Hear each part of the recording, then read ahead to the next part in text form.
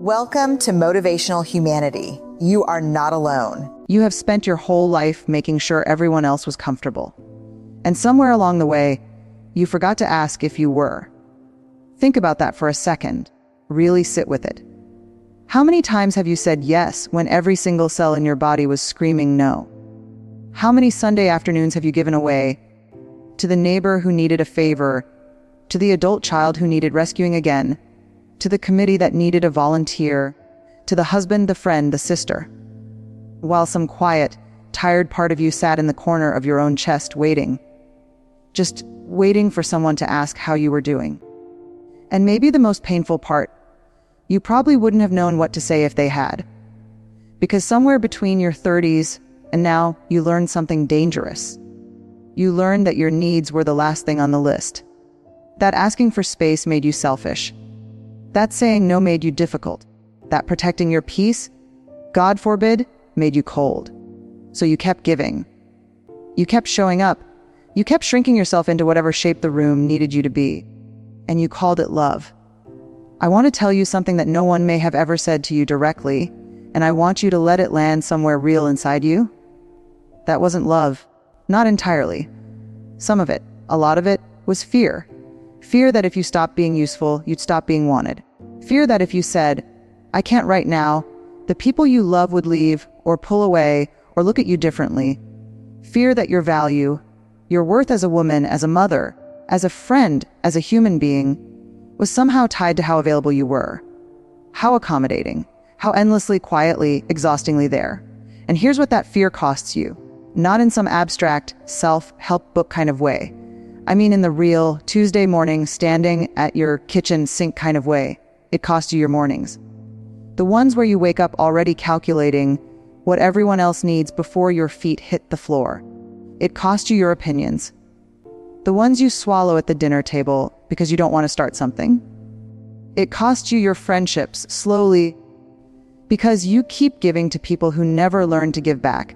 And one day you realize you're exhausted by the very people who are supposed to fill you up. It costs you your health, your sleep, your ability to sit in a quiet room and actually feel, okay, it costs you yourself. Now, I know what some of you might be thinking, but this is just who I am. I'm a caregiver. This is how I was raised. My mother was this way. Her mother was this way. And yes, maybe so. But let me ask you something gently, the way a good friend would ask you over coffee, leaning across the table with kind eyes. How's that working for you? Not for them. For you. Because here's the unspoken truth that women of our generation were never really given permission to say out loud, being a good person does not require you to disappear. You can be warm and have limits. You can be generous and protect your energy. You can love deeply and still say, I'm not available for that. These things are not opposites. We were just told they were. Setting a boundary isn't a wall. I want you to hear that, because the word boundaries has been so misused, so weaponized by pop psychology, that it can feel clinical, cold. Like something a therapist tells you to do that will somehow make everyone in your life furious with you. But a real boundary, a true boundary, is nothing more than a sanctuary you build around the things that matter most to you. It's the moment you say, I love you, and I cannot carry this for you. It's the moment you stop answering the phone at 10 o'clock at night, not because you don't care, but because you finally care about your rest enough to protect it. It's the moment you sit at that table and say what you actually think, even if your voice shakes a little. It's small, it's quiet, it's profoundly, radically yours, and it might be the most loving thing you ever do for yourself and honestly for the people around you too. Because when you stop running on empty, when you stop performing an endurance act disguised as virtue, you become more present, more real, more you. The woman underneath all that giving, she's been waiting a long time. She deserves to come home. Let's go a little deeper now. Because understanding that you have a boundary problem is one thing. Understanding why it feels so impossibly hard to say no, why the guilt arrives before you've even finished the sentence, why you lie awake replaying a conversation where you finally stood up for yourself and somehow still feel like you did something wrong. That's where the real work begins. And this isn't about blame. I want to be clear about that from the start. This is about seeing. because you cannot change what you refuse to look at. So let's look. For most women in our generation, and I mean women who grew up in the 50s, 60s, 70s, the message about who you were supposed to be started arriving before you were old enough to question it. It came through your mother, the way she quietly absorbed everyone's moods and made them her responsibility. The way she never complained, never asked for help, wore her exhaustion like a badge she wasn't allowed to show. You watched her. Children always watch. And your nervous system logged that data like a little scientist. This is what women do. This is what love looks like. This is how you earn your place. It came through school, through church, through every movie and television show that rewarded the woman who sacrificed and punished. Sometimes subtly, sometimes not so subtly, the one who dared to put herself first. It came through the quiet whispers of family systems that needed a peacekeeper. Maybe that was you. Maybe from a very young age, you became the one who read the room, who smoothed things over, who knew when dad's mood was shifting and rearranged yourself accordingly, who kept the peace not because you chose to, but because somebody had to, and you were good at it. And being good at something, even something that costs you, is its own kind of trap. Here's what I want you to understand about that little girl. The one who learned to make herself small, to be agreeable, to anticipate everyone else's needs before her own were even formed. She was doing something brilliant. She was surviving. In the environment she grew up in, being attuned to others, being flexible, being the one who never caused trouble. That kept the peace. Maybe it kept her safe. Maybe it kept the family together. Maybe it just meant she didn't have to face a look of disappointment from someone whose love felt conditional. It worked. For then, the tragedy isn't that she learned to do it. The tragedy is that she never got permission to stop. So here you are, 55, 65, 70 years old. And that same little girl is still running the show in some deep, quiet corner of your nervous system, still scanning the room, still shrinking, still calculating the cost of saying no before she even considers whether yes is something she actually wants to give. And this is where the guilt lives, isn't it? That guilt. Oh, that heavy, immediate, reflexive guilt. Someone asks you for something you genuinely cannot give right now, and before you can even form a polite response, guilt has already arrived, unannounced, uninvited, and settled itself right in the center of your chest. I want to name something about that guilt because I think it's one of the most misunderstood feelings women carry. That guilt is not a moral compass. I know it feels like one. I know it presents itself like one, like it's telling you that you're doing something wrong, that you're being selfish, that you're failing someone who needs you. But guilt that arrives the moment you try to take up a little space, that guilt is old. That guilt belongs to a younger version of you, in an older set of circumstances, where the stakes were very different. That guilt is a memory wearing the costume of a conscience. And you've been listening to it for decades. There's another layer here that I don't want to skip past, because I think for women in this season of life, it carries particular weight. So many of you have spent your lives being needed. And being needed, as painful as the exhaustion gets, as depleting as it becomes, it also feels like something. It feels like purpose, like proof that you matter, like evidence that your presence in this world has value. And so when someone suggests that you pull back, that you stop over giving, that you start protecting some of your time and energy for yourself, something in you panics. Because underneath the exhaustion, underneath the resentment you maybe haven't fully let yourself feel yet, there's a frightening question hiding. If I stop being needed, who am I? That's the real wound. Not the boundary itself, not even the guilt. It's the identity that got built on top of self-erasure. It's the version of yourself that was so thoroughly defined by your role. Mother, caregiver, helper, fixer, the one who holds it all together, that the idea of stepping back from that role feels less like rest and more like disappearing. I see that. I really do. And I want to say this as gently and as firmly as I know how your worth was never the sum of your usefulness. You were a full, complete, irreplaceable human being before you ever did a single thing for anyone. Before you raised those children, before you held that family together, before you showed up for everyone who needed you, you were already enough. The world just forgot to tell you that. And after a while, you forgot too. So here is where we begin to turn. Not with a checklist, not with a script of things to say the next time someone asks too much of you. We'll get there, but that's not the foundation. The foundation is this: you are allowed to exist for yourself, not just for your children, not just for your marriage, not just for the people whose lives are better because you're in them, though I know how much that matters to you. For yourself. Your rest is not laziness. Your limits are not abandonment. Your no is not rejection. And the quiet, persistent whisper inside you, the one that says, I'm tired, I need something, I deserve a little of what I keep giving away, that isn't weakness. That's wisdom. That's the most honest voice in the room.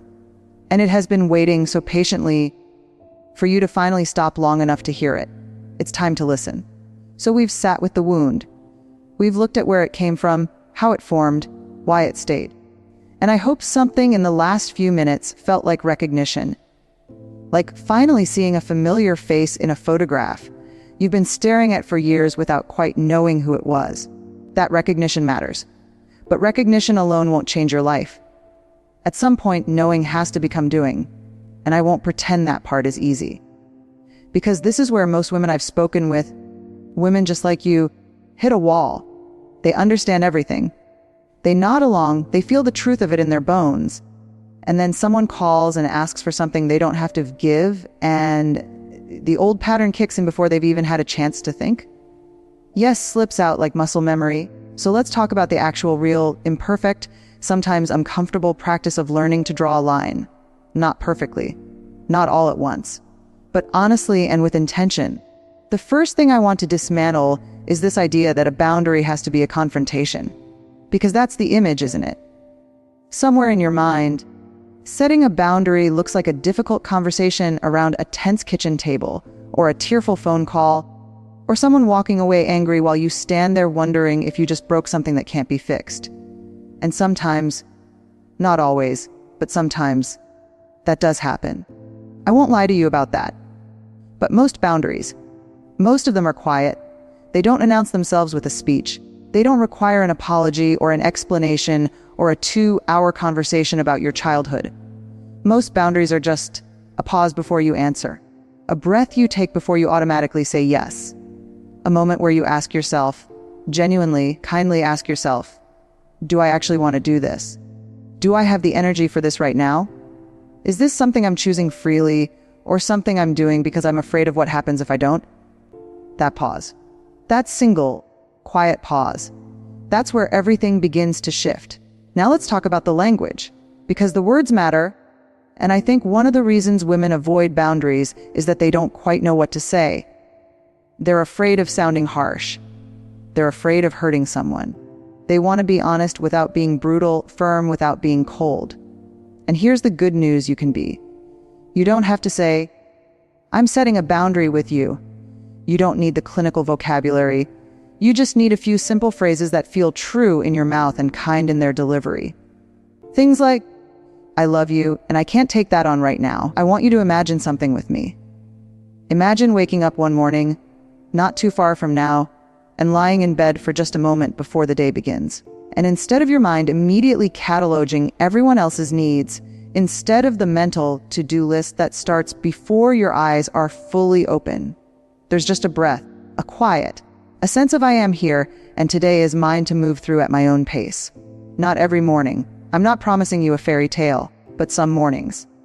More mornings than you've had in a long time. Imagine sitting across from your daughter, or your friend, or your sister, and actually being present with her. Not performing presence while mentally tracking 17 other things, not half, listening while calculating what she might need from you and whether you have it to give. Actually there. Actually you. Because here's what no one tells you about running on empty for years. It doesn't just exhaust your body. It steals your presence. It makes you a ghost in your own life. Going through all the right motions, showing up in all the right places, but never quite fully there because there's nothing left to bring. When you start honoring your limits, when you start treating your own energy as something worth protecting, you don't become less available to the people you love. You become more. There's something else that happens too, and I find it one of the most quietly beautiful parts of this whole journey. You start to know yourself again, or maybe for the first time, really know yourself, Not the version of you that exists in relation to everyone else. Not the mother you, the wife you, the always available friend you. Just you. What do you actually enjoy? Not what you've convinced yourself you enjoy, because it fits neatly into the life you've been living. What lights something up in you? What makes time move differently? What have you set aside? A creative impulse, a dream, a simple pleasure, a way of spending a Tuesday afternoon, because it felt indulgent or inconvenient or like something you'd get to someday. Someday has a way of never arriving unless you decide it's today. I've spoken with women who, in their 60s, discovered they were painters. Women who, after decades of cooking for everyone else, finally learned to cook something they actually wanted to eat. Women who started saying no to the obligatory family gatherings that drained them, and yes to the solo road trips, or the book clubs, or the long, aimless walks that filled them back up, and in doing so, became people their families actually wanted to be around again. Not because they became selfish, because they became real. And I want to speak directly, tenderly, to the women who are in the later chapters of this life. The 70s, the losses, the season where the world has perhaps taken more than it's given recently. If you have lost a partner. If your children are grown and gone, and the house is quieter than you ever imagined it would be. If your body is reminding you in ways both gentle and not so gentle that time is a real and finite thing. I want to say this to you especially, it is not too late. I know how that can sound, like a greeting card, like a platitude someone stitches on a pillow. But I mean it in the plainest, most literal sense. The years ahead of you, however many they are, deserve to be lived by someone who is actually present in them, who is actually choosing them, who is spending her time and her energy in ways that feel true, not just obligatory. You have earned the right to take up space. You have more than earned it. And if there are people in your life who have benefited from your endless giving, who make you feel guilty for finally, at this point in your life, wanting something for yourself, I want you to hear this with the love it's intended. Their discomfort with your growth is not your responsibility to fix. Let me also say something about the ripple effect, because I think it matters. When you change, when you start showing up as someone with limits, with needs, with a self that she actually tends to, you change the people around you too. Not always comfortably, not always immediately, but think about the younger women watching you. Your daughters, your granddaughters, the nieces, the neighbors, the young women at your church or in your community who have absorbed their own version of the same story you were handed. Every time you say no with grace, every time you ask for what you need without apologizing for it, every time